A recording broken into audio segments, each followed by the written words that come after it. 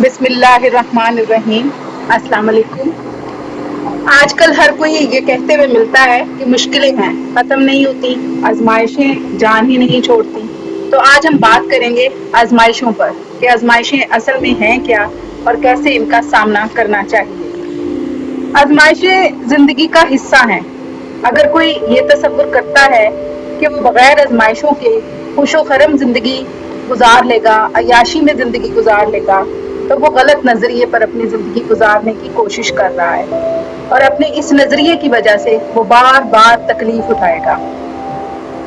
अगर जिंदगी महज खुशियों का नाम होती तो आप अंदाजा लगाएं कि कुरान पाक में अल्लाह ताला इस जिंदगी को आजमाइश न करार देता, बल्कि अल्लाह तो कुरान में फरमाता है, और हम किसी कदर खौफ और भूख और माल और जानों और मेवों के नुकसान से तुम्हारी आजमाइश करेंगे तो सब्र करने वालों को खुदा की बशारत सुना दो। बेशक आजमाइश से गुजरने का बेहतरीन रास्ता सब्र है। बाहैसियत मुसलमान हमारा ईमान है कि अल्लाह आजमाइश इन्हीं से लेता है जिनसे मोहब्बत करता है, जिनसे उसकी चाहत का ताल्लुक है।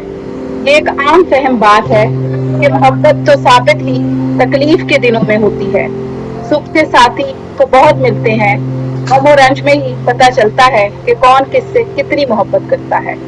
इसी तरह अल्लाह भी अपने उन बंदों को जिनके दिल में उसकी चाहत होती है गम और रंज के जरिए आजमाता है, ताकि देख सके कि उसके चाहने वालों के दिल में उसकी मोहब्बत के कितने कच्चे और कितने पक्के रंग हैं। कौन कितनी मोहब्बत करता है और किसकी मोहब्बत कितने कच्चे और पक्के रंगों में रंगी है। अगर गम की आंधी व तकलीफ की बारिश में ये रंग धुल जाते हैं तो मोहब्बत बहुत ही कमजोर है, और अगर ये रंग अगर बिल्कुल पक्के रहते हैं और बिल्कुल फीके नहीं पड़ते तो फिर ये मोहब्बत बहुत मजबूत है, और इस मजबूत मोहब्बत के बदले अल्लाह उस शख्स को इनाम व इकराम से नवाजता है। व्यूअर्स, हर इंसान किसी न किसी आजमाइश में मुब्तला है। बस जान लें कि आजमाइश सिर्फ सब्र मांगती है। तारीख गवाह है कि जिसने आजमाइश का सामना सब्र से किया, अल्लाह ने उसको अंजाम बिलखैर से नवाजा। पैगंबरों की मिसालें हमें इसीलिए दी गई हैं कि हम सीख सकें। हजरत आदम से लेकर हमारे प्यारे पैगंबर हजरत मोहम्मद सल्लल्लाहु अलैहि वसल्लम सब ने अल्लाह की आजमाइशों का सामना सब्र से किया। याद रखें, हमारी तकलीफों को देखकर अल्लाह कभी खुश नहीं होता। अल्लाह तो बड़ा रहीम है, बड़ा करीम है। उसका मकसद हमें इन आजमाइशों के जरिए मेच्योरिटी ऑफ थॉट देकर जिंदगी के सही मायनों को समझाना है।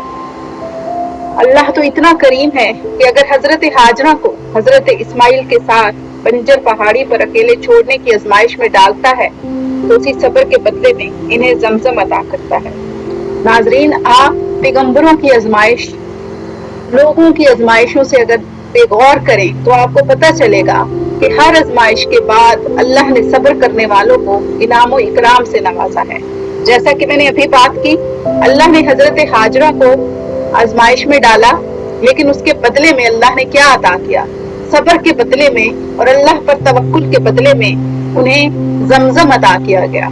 इसी तरह अगर हजरत इस्माइल को ज़बह करने का हुक्म देता है तो छुरी के नीचे हजरत इस्माइल को ज़बह नहीं होने देता, बल्कि मेंढा लिटा देता है और उनकी सुन्नत को ता कयामत शरीयत मोहम्मदिया का हिस्सा बना देता है।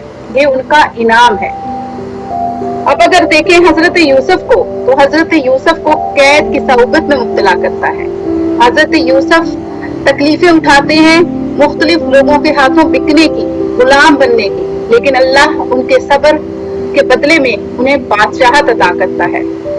आजमाइश के पीछे इनाम जरूर है, याद रखें। आजमाइश अपने साथ इनाम और इकराम ना लेकर आए, ये तो हो ही नहीं सकता। अब ये आप पर डिपेंड करता है कि आप इस आजमाइश पर सब्र करते हैं और अपना इनाम वसूल करते हैं, या फिर गिले शिकवे, अल्लाह की नाशुक्री, शैतान के मायूसी पैदा करने वाले वार का शिकार होकर नाकामी से जा मिलते हैं। हुजूर पाक सल्लल्लाहु अलैहि वसल्लम का इरशाद हमें इसी तरफ इशारा करता है कि आजमाइश जितनी सख्त होती है, इसका बदला भी इतना ही बड़ा होता है। तो अगर आप आजमाइश का शिकार हैं, किसी मुश्किल का शिकार हैं, किसी तकलीफ का शिकार हैं जो खत्म ही नहीं हो रही, तो सब्र करें। कुछ ही अरसे में वो तकलीफ ना सिर्फ खत्म होने वाली है, बल्कि उसके बदले में आपको बहुत बड़ा अजर मिलने वाला है। ना सिर्फ अजर मिलने वाला है, बल्कि इस दुनिया में भी आप कोई ना कोई इनाम वसूल करने वाले हैं, कोई ना कोई राहत वसूल करने वाले हैं।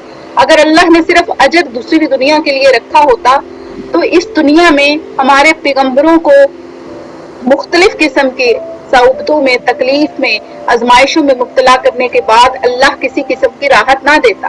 हम नबी अकरम सल्लल्लाहु अलैहि वसल्लम की अगर जिंदगी का मुशाहिदा करें तो वो तकलीफ तर तकलीफ उठाते रहे, लेकिन आखिर में क्या हुआ? इस्लाम बहुत एरिया तक फैल गया।